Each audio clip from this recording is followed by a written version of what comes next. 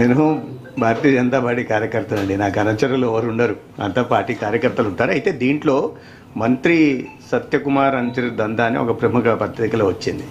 మంచి పని చేశారు అడిగి, ఎందుకంటే విశ్వసనీయత లేని పత్రికలు ఏదైనా వస్తే నేను కూడా పట్టించుకునేవాడిని కాదు. దీంట్లో ఎటువంటి వాస్తవం లేదు. ఒకటి ఏంటంటే ఈ విషయం నాకు నా నియోజకవర్గానికి సంబంధించింది కాదు, బయట ఎక్కడో జరిగింది, వ్యక్తుల మధ్య జరిగింది.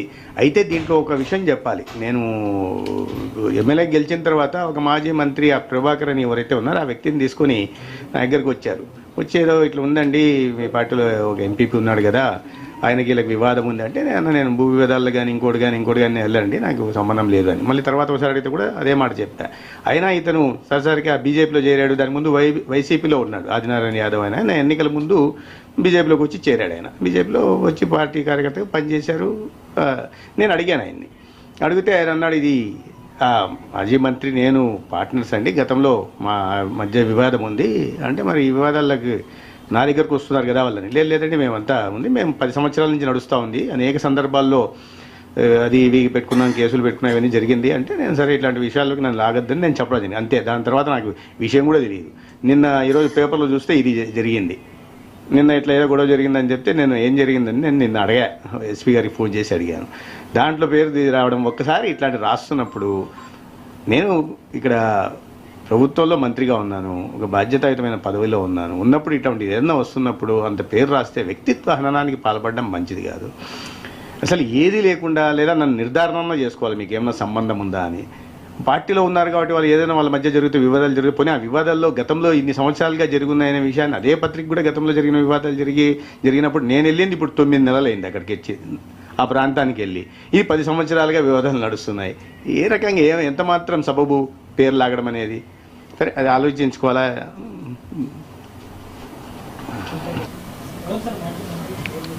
పేర్లు అప్రస్తుతం అండి, ఎందుకంటే నాకు ఏ రకంగా కూడా సంబంధం లేదు. నాకు ముందు ఈ విషయం నాకు వారి ద్వారా తెలిసింది అంతే.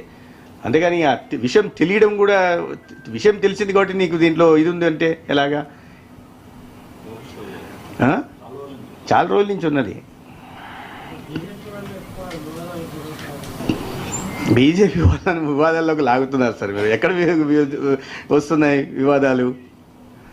ఇంకోటి చెప్పారు, ఇంకో మన ఛానల్లో సత్యకుమార్కి 10 మంది పిఏలు అని, కాన్స్టిట్యున్సీకి రావట్లేదు, 10 మంది పిఏలు ఉన్నారు, వాళ్ళు నడిపిస్తున్నారని. నాకు ప్రభుత్వం ఇచ్చిన 3 సహాయకులను తీసుకోవాల్సి వస్తే దాంట్లో నేను ఇప్పటిదాకా 2 తీసుకొని నిన్న ఒకరు తీసుకున్నా.